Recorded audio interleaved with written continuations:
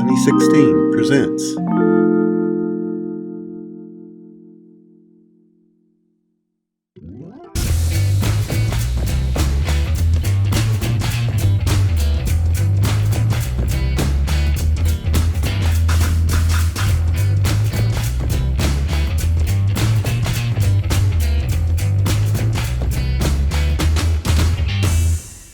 Hey everybody, welcome to the Lighting Lounge show or episode number 1. Some of you may have been lucky enough to see show 0 on our YouTube channel. It's a corker, it really was. You should go back. Now is a good time to get to grips with the back catalogue whilst there isn't one. Before we delete it. Anyway. My name is Ade, and with me is John. Hey John, how you doing? Hey AJ, I'm all good. Thank you very much. Very excited about actually starting officially. This is our official first show. Is it? That first one was just a trial run to get us out there, get us moving, get us rolling. Yeah. I'm looking forward to this as well. This is the Lighting Lounge, right? This is a subject close to my heart, as any listeners to Sunny 16 may have noticed over the years. Lighting is definitely something that I'm really into, and whilst I don't subscribe to the whole camera collection thing, I do believe quite firmly that you can never have enough lighting. So we're going to start a whole new podcast. You have to have one outlet, don't you? People have to have one outlet where they can just throw money at things. Yeah, or innovate and try and do it on the cheap as well. That's another good way. We'll definitely be talking about that. This is, lighting, is not something you have to spend a lot of money on. Even when I do, I tend to favour, cheap stuff rather than expensive stuff. So we'll definitely be talking about how to do things affordably, and definitely talk about toys, where those toys are lights rather than cameras, and all sorts of stuff. Anyway, what are you looking forward to in all of this new adventure? I enjoy kind of exploring things on the cheap as well. The age-old problem of when you buy things cheap, you end up buying them 2 or 3 times. Has caught me out quite a few times. But having said that, the way technology is these days and the advances related to lighting, like with LED lighting and flash and everything, does mean you can get some really good gear for a low price point. And also, like, manipulating light and experimenting with different sorts of light can be done with just simple cheap tools. So it doesn't have to come down to an expensive source piece of equipment, which is quite an interesting element. Yeah, we'll definitely have to do things like setting assignments where you have to use a shower curtain as part of your lighting setup, or a dark blanket as another part of your lighting setup and stuff like that. Just things you have lying around the house, So, yeah, and all of that. Anyway, we thought we would start off with a rattle through a whole bunch of terminology, because there's lots and lots of jargon in lighting, and in photography in general, but especially in lighting. Lots and lots of jargon and plenty of words to get to grips with, and some of that can make it a little bit impenetrable, I guess, if you're just starting out. So we're going to rattle through some stuff today, and just talk about what we understand it, and where we don't understand it as well, because who knows. Who knows what we're gonna come up with. And for those of you watching us on YouTube rather than just listening to the audio, my desk in front of me right here is now cluttered with stuff, and I think John has the same situation. So we'll be showing some of the stuff that we're talking about as well, trying to show some of the differences, and maybe when we talk about some different lighting situations, there'll be some photographs that we'll show as well. So for anybody that is listening to this audio only, we will make certainly there'll be a link to the YouTube video, so you can catch up later and you can see things on the screen there, and where possible, we will make links in the show notes to these things so that you can follow along, but please don't try to watch YouTube while you're driving or operating other heavy machinery. No one's driving at the moment, it's fine. Everyone's sat at home watching YouTube. That's true. Or making YouTube. Or making the tubes. Or both. Yes. Yes, so it's a good thing, right? Okay, so we have compiled. I will say we. John has compiled a really, really long list of stuff. So, John, where would you like us to start? We've got it in Well, subcategories and everything. there's so many different things associated with lighting, and a lot of it, like I kind of started to research myself, and that sent me down a bit of a rabbit hole. But I split it into 3 or 4 main categories, and that were light sources, modifiers, so that's things that you can do to the light source, accessories and tools, so that's all kind of little bolt-on bits that are kind of either useful to have or essential in some cases.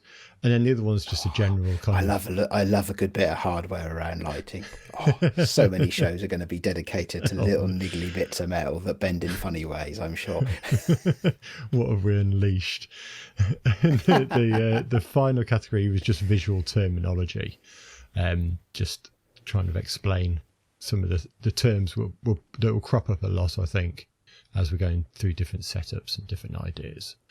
So let's start with light sources, because that's the key to everything that we're going to be doing at the moment. And like one of the most common ones is a flash. Indeed, yes, I have a couple of them on the table here in front of me. Actually, I think you do too, don't you? Yeah. Here's one. So This what is have you one got? that I have one here. So this is a flash, otherwise known in different parts of the world as a speed light. Some people refer to them as strobes, although personally I know strobes to be sort of bigger studio equipment. This is definitely a camera, sits in your hot shoe kind of a speed light flash. And that is, that's how I got started actually into lighting, deliberately, creating light for my photography. I had a camera and I'd kind of caught the bug, and I really wanted to do something, and my wife bought me a speed light for I think for my birthday actually. This was a Happy few years birthday. ago now. I can't quite remember, but it was certainly a present. And I went out and I stuck it on top of the camera, and I went out and shot everything with it, and everything came out almost pure white. And I thought, I've got something to learn here, haven't I?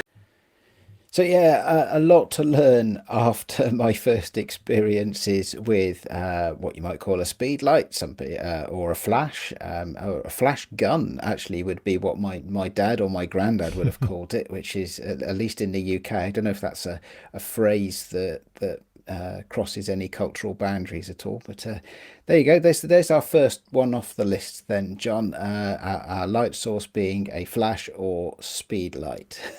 Excellent. Right. What have I got next regards flashes? So when I was doing a bit of research, the difference between a flash and a strobe, even though they're fairly interchangeable, the word strobe was, like you were saying, generally used more in a studio setting, and it has a power supply as opposed to being battery powered, which most flashes are.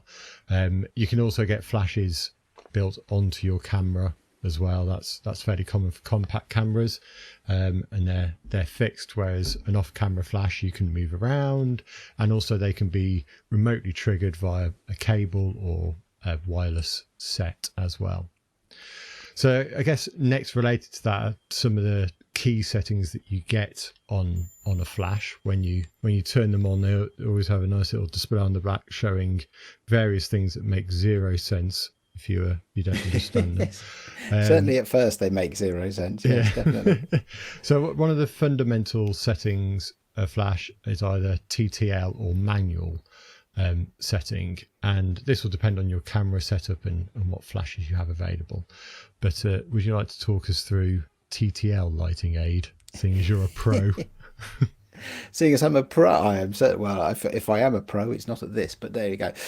So TTL, simply put, that means automatic, in the sense that your camera and lighting system is going to automatically make an assessment of how much light you need to add to correctly expose your subject. So TTL, by the way, standing for through the lens, so it's based upon the light coming through the lens. So let's break that down a little bit, because we're in a situation here where let's say you're at a party and you want to take photographs of people and you would like those people to be nicely exposed, but it's too dark for that, and therefore you're going to use a light. Now, I think many of us would be comfortable with talking about the exposure triangle, whereby you set a combination of the sensitivity of your sensor, otherwise known as ISO, with an aperture in your lens to let more or less light in, and a shutter speed that again lets more or less light into your image. How then do you get a light to play with that equation? And quite simply, modern systems will read through the sensor, through the lens, and onto the sensor the amount of light hitting it. Often you'll see a couple of phantom preparation flashes that will be done by the camera, and that is it trying to work out what the right exposure is. So as it flashes the light, it can then read into the sensor just how much light that is, and it can make an assessment of whether your picture is well exposed or not. And so that's a long way of saying there's some clever computer trickery that assesses how bright it should flash the light, and adjusts the exposure accordingly, which is really, really useful when you're running around and you don't have time to set up. It can be a real benefit, although it can also be a little bit of a burden if you are in a static situation. Maybe you're doing a still life or a portrait in a studio where you're in control of the lighting situation, you're not moving around so much. Often there, certainly I would prefer to use manual. In fact, very rarely do I use any kind of TTL exposure for lighting at all. I don't know about you, John. No, I mainly use manual, and like mainly for film photography as well, because most old cameras do not have TTL built into them. So it is a case of setting everything up manually anyway, and metering for that scenario. Oh yeah, well there's at least one episode of the Lighting Lounge that will be dedicating to metering for flashlights on film, isn't there? There's a whole bunch of fun to be had with that. Well, I think it's really important personally, like, to understand what's going on and controlling all that, and you get a lot of that with film photography anyway, don't you? And trying to actually understand exposure and everything, as opposed to your camera handling everything automatically. Yeah, it's one of the things that I really enjoy, actually, is the technical element of the craft as well as the artistic element of it, and combining those two. So maybe there's a little bit of insight there into why I like the lighting aspect of photography so much. I don't know, but so kind of related to that, and I think also kind of connected, sync speed comes up quite a lot when using flash photography, and most people will be aware the problems that lead to, which is where you get black bands across your images, and I'm stumped on how to describe this. Stumped on how to describe it? Well, okay, well I'll take a punt and you can correct me as I go. So what happens with a camera shutter is it is open for a certain amount of time. Let's call that certain amount of time a 60th of a second, or a 500th of a second, or on modern cameras right the way to the tiny time of an 8,000th of a second or something like that. Now, most cameras will have a limit on the shutter speed as to how fast the shutter can be and still bring in all of the light from the flash that you're using. I shoot with a Fuji. Off the top of my head, I think the fastest shutter speed I can use is 180th. So I can shoot at 180th or 125th or 60th, and everything's fine. There's plenty of time that the shutter is open for all the light from my flash to be part of the exposure. If I go any quicker than that, then I might see what John's just been describing, which is the black banding. And what that means is that your shutter has started to close before your flashlight has finished, and therefore some of your image, some of your composition has not been exposed using the flash, but only with the ambient light, and so it comes out a lot darker. So sync speed, in my mind at least, is often the maximum sync speed at which your particular camera will be able to work with a strobe or a speed light or a flash. Perfect explanation. I actually understood it from that. Excellent. And like kind of connected to that is also terminology regards front and rear curtain. And that's when your camera is triggering the flash. Now, front curtain is when it's happening at the start of the exposure, and rear curtain is when the flash is being triggered at the end of the shutter speed. I think modern cameras also have, or some cameras have, the option of a delay where you can actually set the offset during the exposure when the flash is triggered as well. But I've never personally seen that. No, I've not used that. The front rear curtain thing is really interesting because almost all cameras, I think every camera I've ever had, has a default that it will fire the flash as soon as you open the shutter. That's what they're referred to as front curtain, where the front curtain is the part of the shutter that opens to expose the sensor or the film. I've never understood that. I always have mine set to rear curtain, and the best way I know how to describe this is to think about light trails, like in a vehicle. So you'd like to maybe capture, at night, vehicle trails, but also have a shot of the vehicle itself. If you set that up with a front sync, what will happen is that you will open your shutter, you'll fire the flash, and that will capture a nice sharp image. That flash will capture a nice sharp image of the vehicle. Let's say it's a bus, driving past. Then the bus, whilst the shutter is still open, the bus will move forward, and then the lights on the bus will make a trail across your image. But the actual bus, when you see the image, will be at the back of the light trails. Yeah.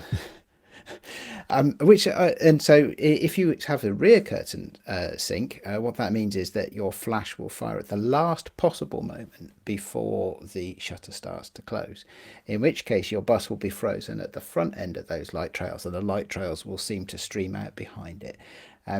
I've never found a good reason for using a front curtain flash. I just never have. I can't think of one off the top of my head either.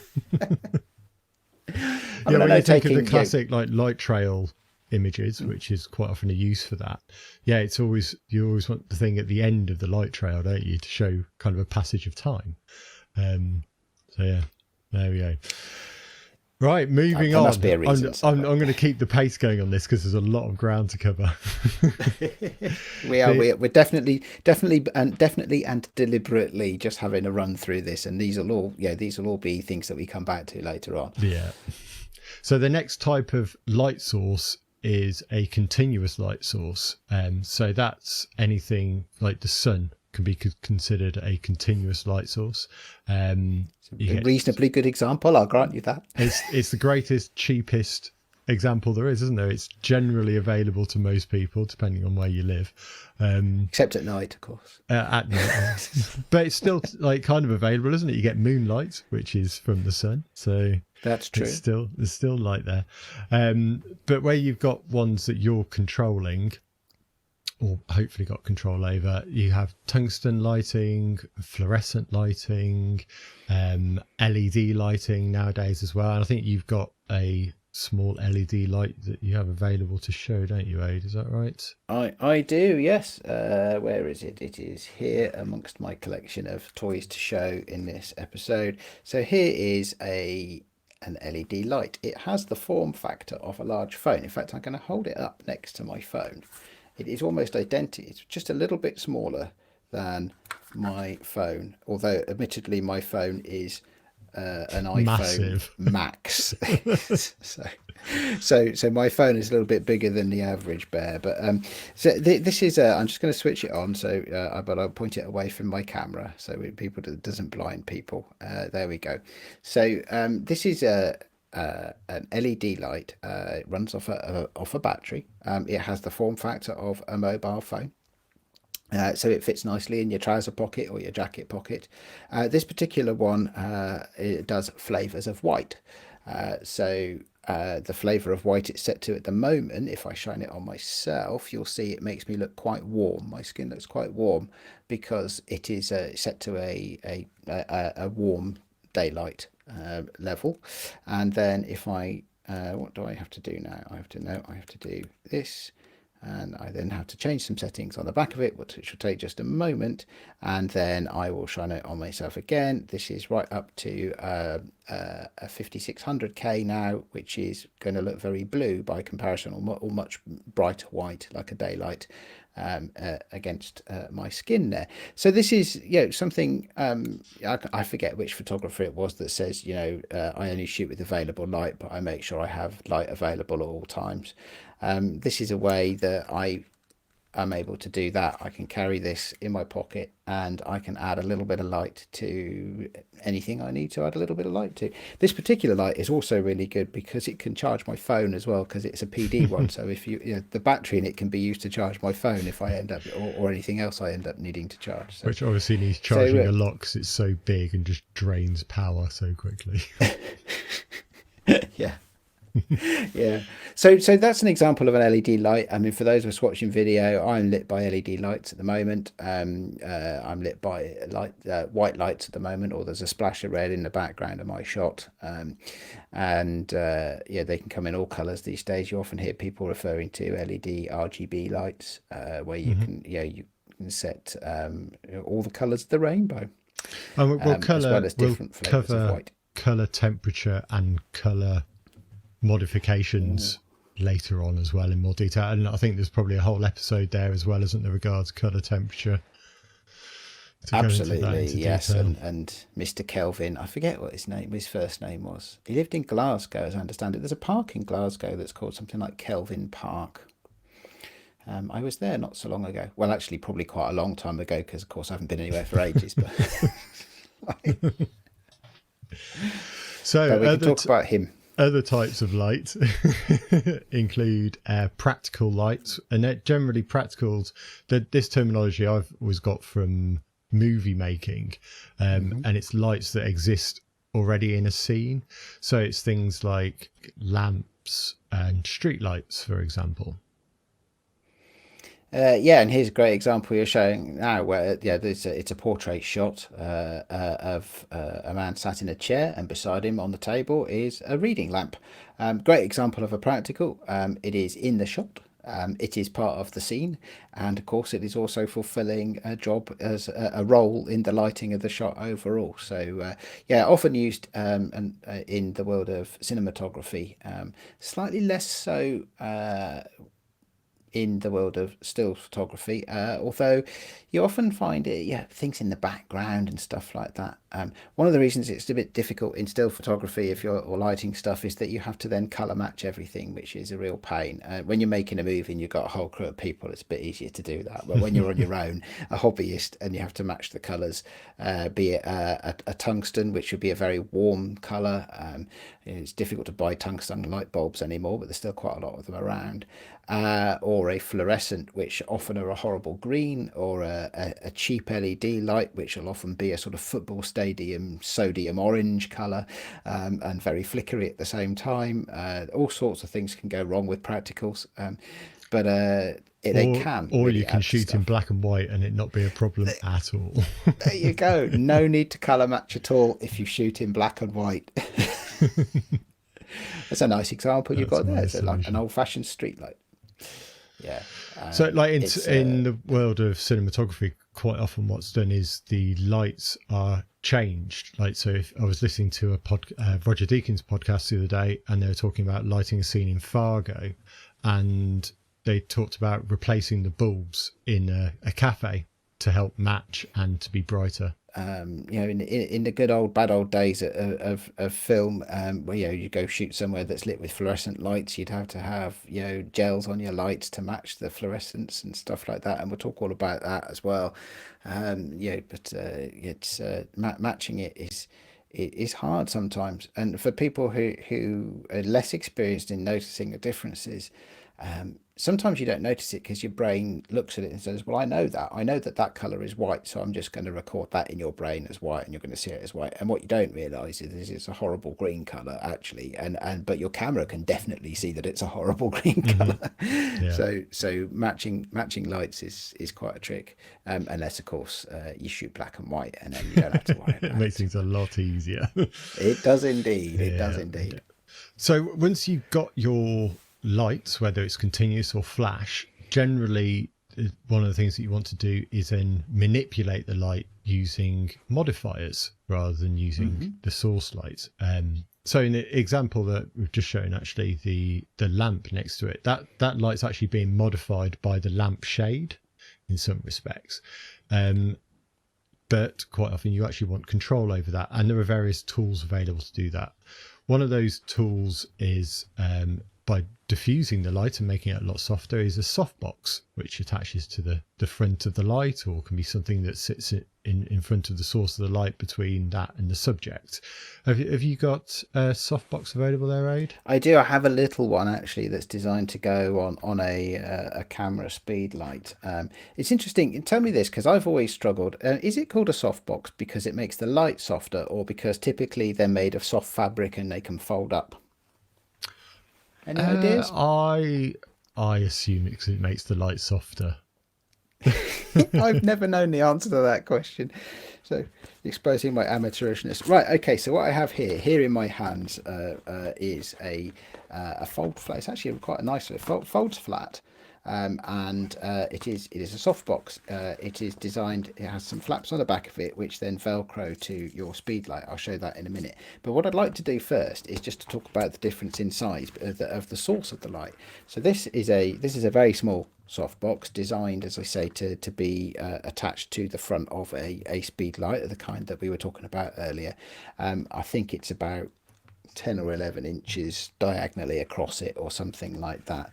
But if you look at the size of that compared to the size of the speed light, put them side by side, you're going to get a much softer light off the softbox, even though it's a small one, because the surface area of the light is going to be that much bigger. And especially even something this small, if you get it nice up close, just at a camera when you're taking a portrait of somebody, you can actually get quite a soft light from something that's as small as this. Now it's going to be noisy to attach it because this is all Velcro, right? So actually it won't be noisy to attach it, it'll be noisy to detach it in a bit. But how it sits is simply, there we go, like that. So if I hold that on as sideways as a profile, you can see now that my speed light has a big box on the top of it that makes the light source a lot bigger. And that in a nutshell is what softboxes are for. They can work, you get them all sorts of different sizes, right the way up to 8-10 feet across, although of course at that point you need quite a large studio with very high ceilings to use them. But there you go. That's just one example of a softbox, a nice small example so that it fits on camera. Oh, you got one too? I have a very small one as well, velcros to the front of the speed light like that. Really useful little tool to have available, basically, so the light it's more flattering, particularly when taking portraits and photos. Absolutely, yes, very much so, yeah. What else have we got? When you get into the world of modifiers, blimey, one of the simplest and best ways to start actually is just simply with an umbrella. Umbrellas tend to be really cheap to buy, for photography umbrellas, and you can either shoot through it, which will give you a lovely soft light, a white umbrella, or you can bounce light around inside it and back out towards your subject, which gives you still quite soft light but a bit more control over where it goes. When you shoot through an umbrella, you really are spraying light in almost every direction, which means they're great for shooting group shots. So if you've got a group of 5 or 6 people and you've only got one light, you really want to be shooting through an umbrella because it'll spread and soften that light really nicely. But if you're trying to do really controlled stuff, if you think about like 1930s film noir or stuff where they've got like letterbox eyes and stuff like that, then you're not going to do that with a shoot through umbrella. You need a lot more to control it. And that leads quite nicely onto other modifiers. So like if you wanted to do very kind of fixed controlled lighting, you could use modifiers such as a grid that helps direct. I have a grid here. I have a grid here. Right, Again, thank it's the you. speed light one, actually. We're all into speed lights today, aren't we? This grid here is, this one particularly just sort of clips onto the front of the speed light, and it's possibly difficult to see. If I could look through it, and you can see my face through it, but you can see that there is a plastic grid in there that a bit like a sieve, really, except that it makes all the light go in a straight line. It stops it from bouncing around, so it means that your light source will be much more focused and narrower, and you won't be lighting things that you don't want to light. So that's one way of doing that, as our barn doors are another way of doing that. Yeah, and flags, which is again is more of a cinematography thing, that they sit on the side of a light and normally have them top and bottom, and you can fold them over the light to help control the direction of it. I've also used something called cinefoil in the past, which is like a very strong foil that's black and the light doesn't pass through, and you can wrap that and attach to things and control where the light's not going using that. Yeah, there's going to be a whole bunch of stuff to talk about in a different show about what you might call negative fill as well, or isn't there, which is where instead of bouncing light around, you want to stop it from bouncing around. And so it might seem counterintuitive to have a big black thing or dark coloured thing just out of sight of your camera, thinking, well, I want more light, not less light. But actually, sometimes you do want less light, or at least more control over it. Yeah. And so and another advantage, like going back to LEDs, is things that you can do with LEDs compared to old style tungsten lighting is the actual source of the light itself. You can manipulate generally its color and its brightness, and if you're doing moving image as well, you could potentially make them flash as well.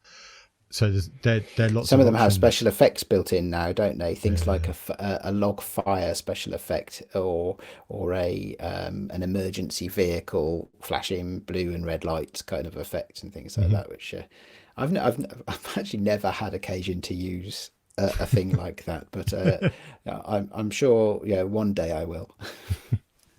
Have to get into moving image, and then there'll be a great need for it. I do some moving image.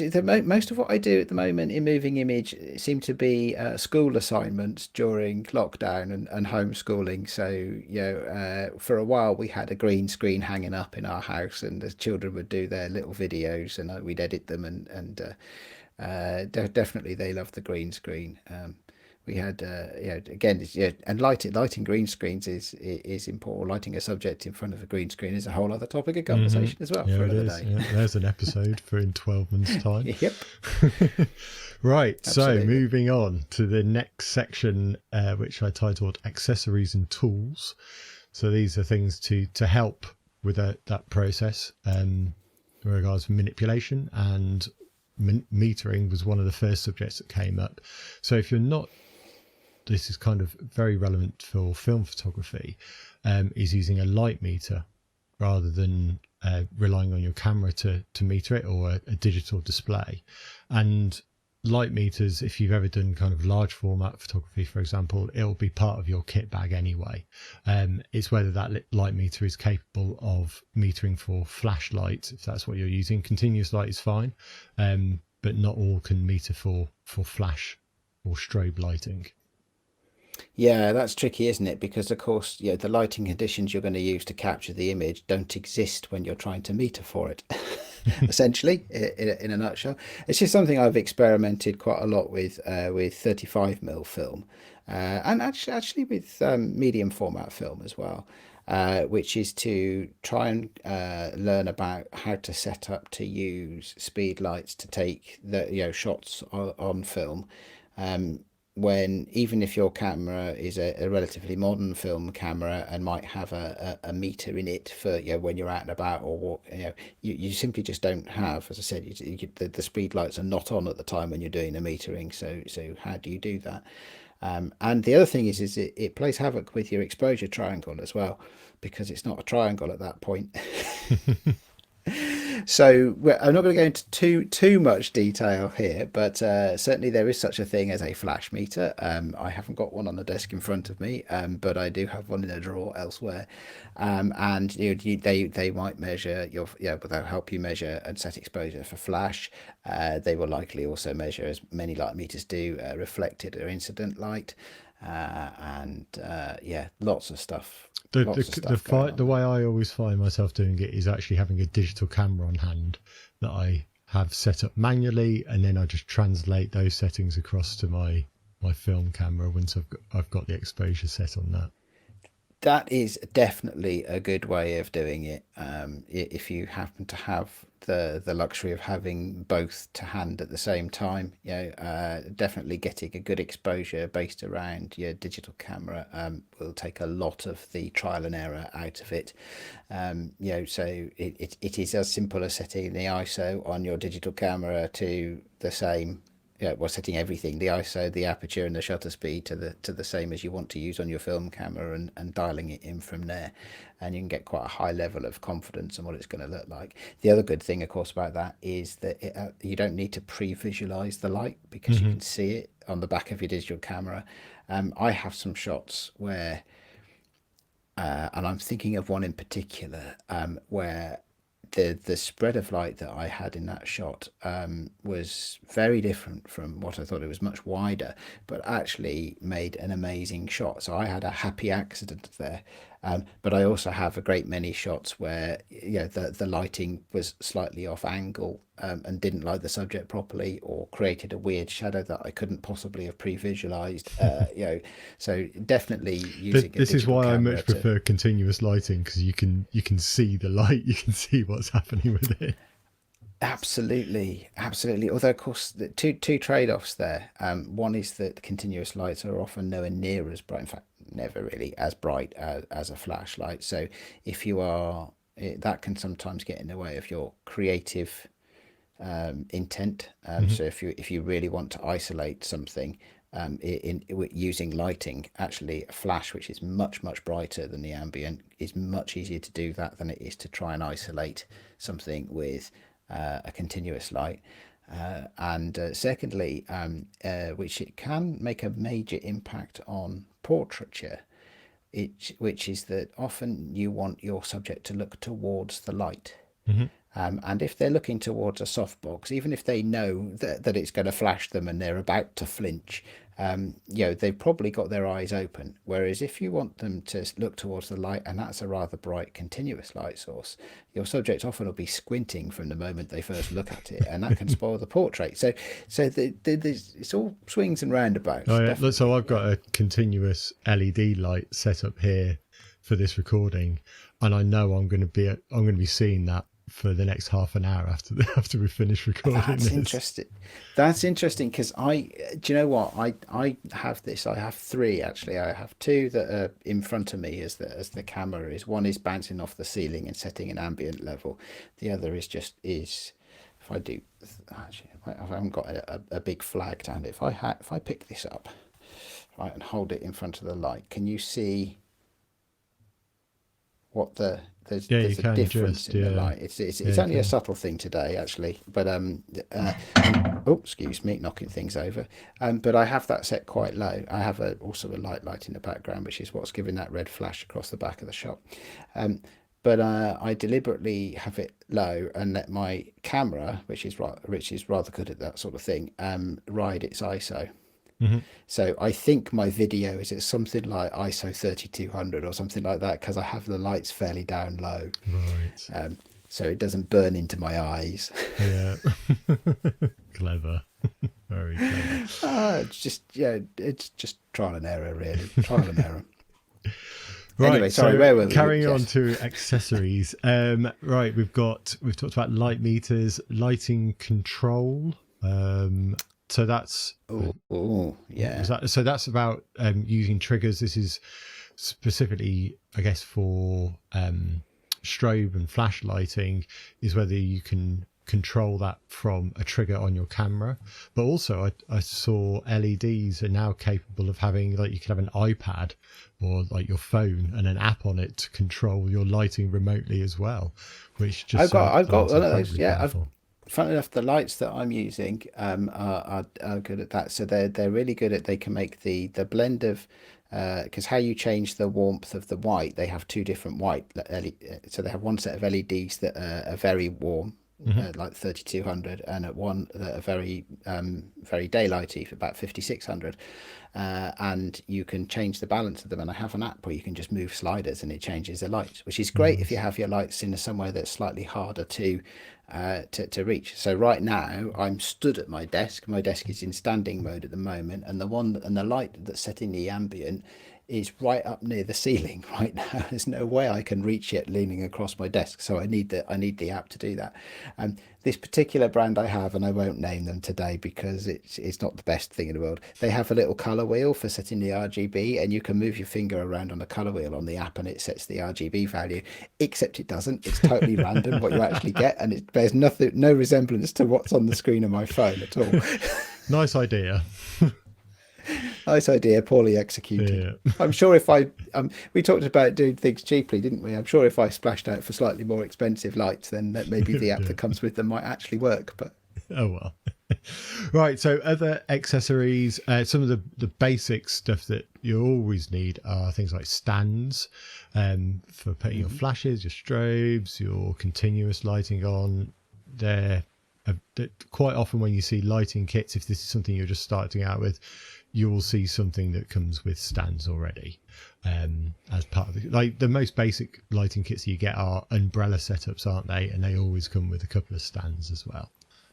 Yeah, and I'm pretty sure that's where I started out, and these are really affordable and a really good way to start out as well, because if you've got one speed light and one umbrella to put on your stand, collectively those don't really weigh anything, so you don't need an enormously heavyweight expensive stand.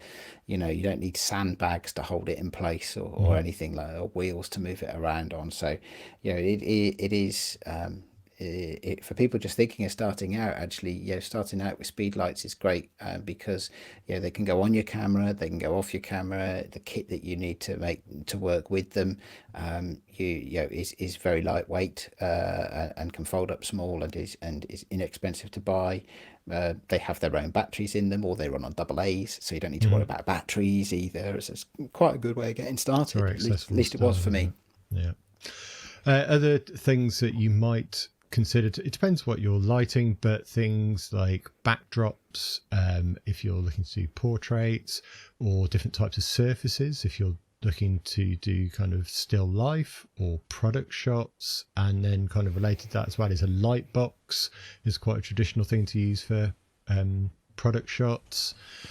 What else did I think of? Smoke as another accessory that's quite commonly used. I think nowadays you can actually buy kind of smoke bombs, can't you, for photography use? Smoke bomb or smoke machines or atmosphere machines that will put a sort of a haze machine rather than a smoke machine that will help you work with the light, help you get that effect where there are light rays cutting through the air and stuff like that. They need something to reflect off, don't they? So smoke and haze and other things definitely very useful for that kind of thing.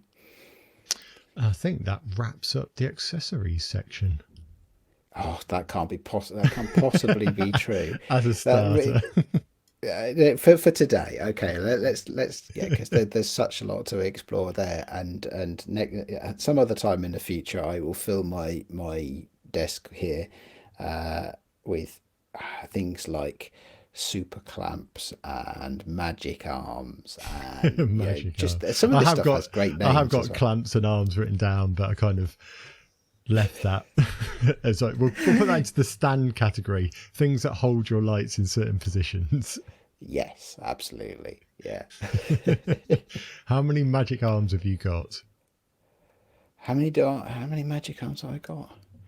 I think I own 2 magic arms, and then there's one which is a tiny little thing. It's only about 2 inches long, but which does the same thing. It's like kind of 2 ball heads in one frame.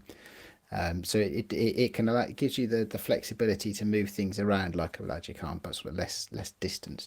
Just getting the edge. That was just about. I guess we should explain what a magic arm is. It's an articulated metal piece. I'm using mine at the moment, so I can't show you. And it's got at each end is a ball joint. Let's get another box of stuff. And you can turn it in any angle you like between each of those joints. Okay, this is going to go great on the audio. Right, here is a magic arm, and let's see. Let me see that on the camera. It is actually, this one has a clamp on the end of it actually. So here is the magic arm, and it's sort of two bits of metal that are hinged in the middle, and each end of the metal has a 1/4 thread, a little ball head and a 1/4 thread. What makes it magic is that because it all twists around, it can go anywhere you like. And then the really magic thing is there's just one nut, like a wing nut, like a really big wing nut on this one, and you tighten it. But it doesn't just tighten the bit where it is, it tightens everything. It tightens both the ball heads, it tightens the joint between the arms, and it's magic. How does it even work? I had no idea. No idea. It's just magic. That's why they call it a magic arm. They've got so many uses as well. So many uses. So I'm trying to think where I've actually got one in use at the moment. I don't. I think mine are all in this box here actually. There you go. Box of hardware. Well, like, so I've got my camera on one, like from a video conferencing point of view. They're really useful because it means that you can move your camera down over your screen, so you're looking at your camera more and at your screen at the same time, rather than quite often your webcam is on top of your screen or indeed, yes, embedded in it. And also to have a light on one as well makes it very easy to manipulate that light, like small adjustments in the direction position of that light. Yeah. They really are enormously dexterous things, aren't they?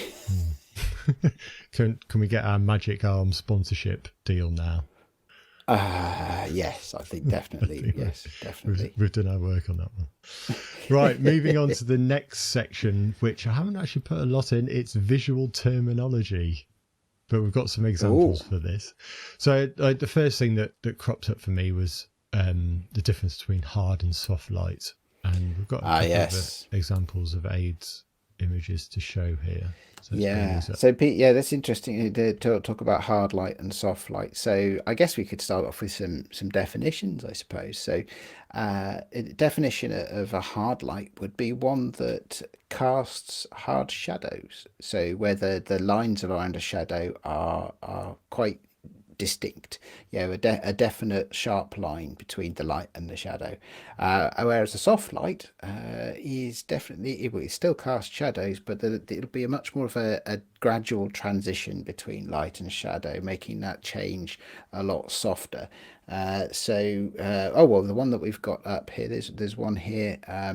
This is actually not lit with ambient light, but that's okay. This is a shot of a beach, and it's a shot of a beach on a cloudy, overcast day, and you can't see any shadows in it anywhere, because at that point, of course, the clouds act as an enormous softbox for the sun, and they make the light very, very soft indeed, no shadows at all. Whereas the example you had just a moment ago, John, that's fine. This is also another ambient light shot. This is a street photography shot. This is actually in South London. It's more Southwark really, but I'm walking under some railway lines, and it's a very sunny day, and there's some really sharp shadows on the street and on the walls of the railway bridge.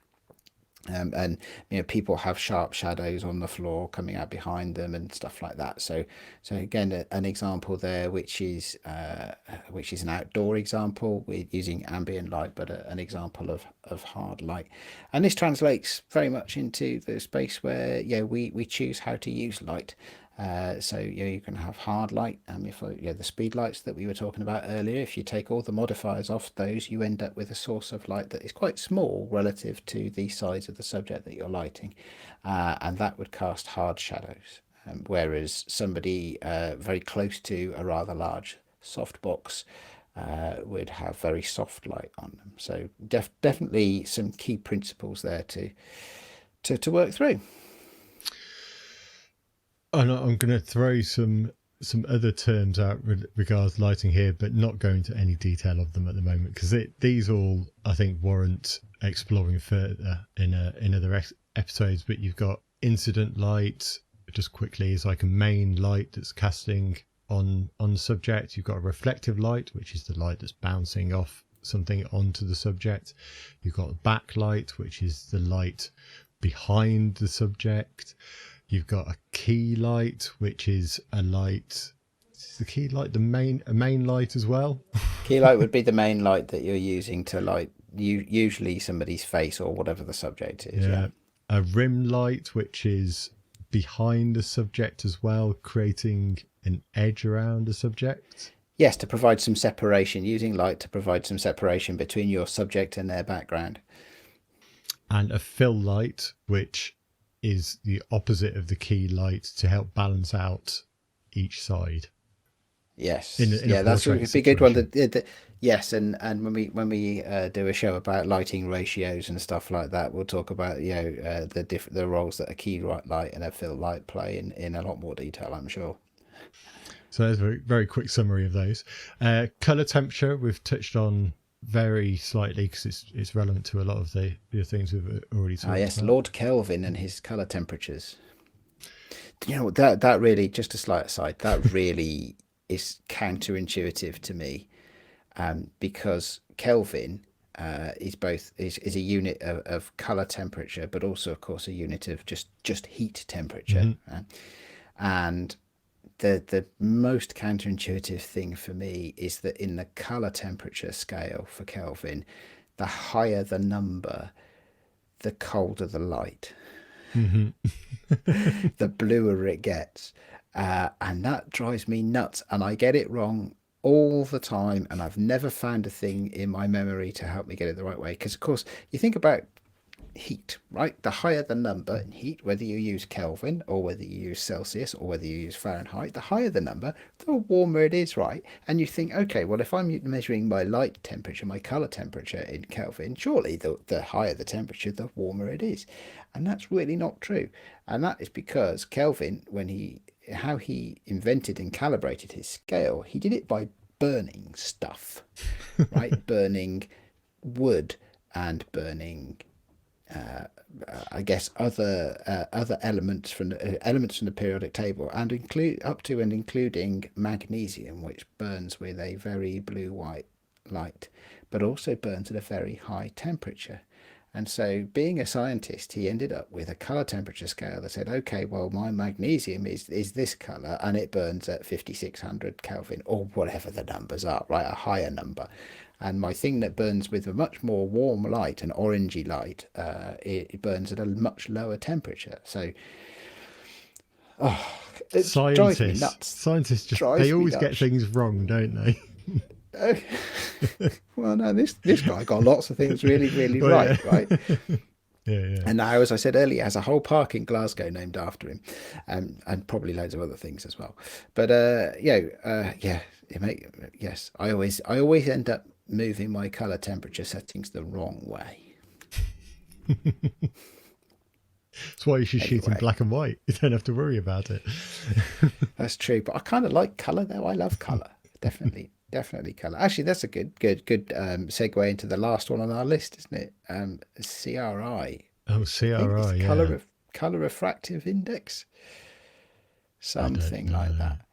The long and the short of this one is that if you are buying especially an LED light, but any kind of continuous light really, well, actually any kind of light for photography, you will want to buy one that has a high CRI, where a high CRI essentially is between 95 and 100. And the reason for that is that what color refractive index measures is the breadth of the spectrum of pure white light that any individual light can record, or can emit, I should say, and therefore cause to be reflected in your camera to record. So again, we go back to things like football stadiums and street lights, which are often a very specific orangey glow or a green glow about them, and what they have is a very narrow, although they may look white sort of, they're actually emitting only a very small part of the spectrum of a full white color, and therefore the things that reflect that light often tend to have very strong color biases in them, that's quite tricky. What you really want is a light that emits a full spectrum or close to a full spectrum of visible light, and therefore all the things that it bounces off, that it reflects off and then into your camera, will have the opportunity to reflect their true colours much more accurately. Am I right in saying that flashlights and strobe lights generally have a better CRI? Like cheaper because of the flashlights, technology in them. Yeah, cheaper flashlights have a better CRI than cheap LED lights. Oh, very much so, very much so. And tungsten light, are great. So when you can walk into, I suppose you can't walk into, I was going to say you can walk into a pub, but you can't walk into a pub. But when we're allowed to go back to pubs, and assuming that they haven't all replaced their wonderful tungsten low-level lighting with LEDs, you can have a look around. If you really look around, you'll notice that even though it's probably quite dark, because pubs don't tend to be lit up very bright, that you can see the colours of things quite well. Or maybe if you have a reading light at home with a tungsten light bulb in, you'll be able to see actually that the colours that you see around you are really quite a full range of colours. And that's because tungsten light actually emits probably the broadest spectrum of light frequencies of any easily produced lighting mechanism. Speed lights, of course, have been thoroughly engineered to emit a broad spectrum of light frequencies as well, so you get good color rendition from those. Cheap LEDs, on the other hand, they may tell you they're white, but your camera will be able to distinguish between a full spectrum LED or close to or a broad spectrum LED and a narrow spectrum LED very easily. So if you're getting any strange color casts and you're using less expensive lights, it could be because the lights themselves are not emitting a broad spectrum of colors. That's another one to dive into, because the CRI measure is one measure. There's also a TCLI measure, and there's other measures as well. And at that point, we start having to talk about scientific measures of color and stuff like that, which is an area that I don't really know anything about. And it's all so more acronyms, isn't it? It is. It's more acronyms, more maths, more science, all of which is really, really good. But I certainly am not qualified to talk about it, other than to say that if you want to buy a light and you're comparing them and all other things are equal, the one with the higher value for CRI or TCLI is going to give you a better quality of light, all other things being equal. So there we go. So if there are any experts out there in the realms of measuring light and colour that understand all the please get in touch acronyms, and come and be a guest. Yeah, please send us an email. We've actually had a few emails through, so thank you very much to those that have sent them through. We will cover those probably in the next episode, and there are definitely a couple of topics in there that we're planning on covering. So thank you for that. You can drop us an email on sunny16presents@gmail.com. Just put the Lighting Lounge in the subject header, please. Yes, then it'll make sure that it gets to us. Yes, that'd be good. Okay, well that probably about wraps it up then for this week, does it, John? I think so. We've covered everything there, I think. So we've gone through our long list, yes, and that's it. Again, that list is going to serve us well over the coming weeks and months, I think, isn't it? Because almost every single one of those could be at least a full show in their own right. So there you go, folks. There's some insight as to what's coming your way over the coming months, and we'll be back soon. We don't quite know how soon yet, I think, do we? But we'll be aiming to increase our frequency and settle it down, and we'll see where that ends us up. And as John says, if you like us, get in touch. Or if you're watching this on YouTube, click a thumbs up button, the like button. There's a like button and a subscribe button. Smash the like button. Don't smash it. Just give it some love and attention, right? Just touch it gently. Just tell us. We don't want to be responsible for you breaking your mouse. That's very true. And subscribe as well. Yeah, the Sunny 16 podcast. Sunny 16 podcast is the on YouTube channel, isn't it? Yeah. Yeah, cool. And on that note, see you next time, folks. Bye. Bye.